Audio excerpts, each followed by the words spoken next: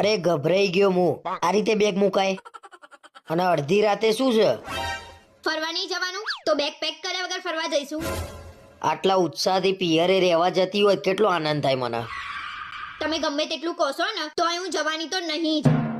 અને હા, લગન પછી આ ઘર મારું એ ગણાય, એટલે ડાયા ના થશો. કોઈ પુરુષ સ્ત્રીની સામે આજ સુધી બોલી શક્યો છે?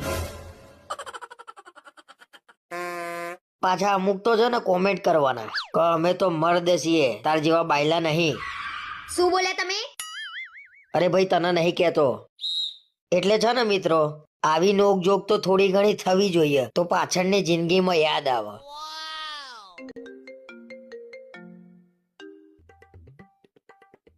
હેલો. હા બોલ મમ્મી.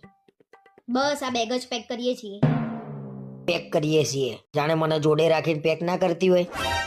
સારું મમ્મી, હું તને બેગ પેક કરીને ફોન કરું. શાંતિથી.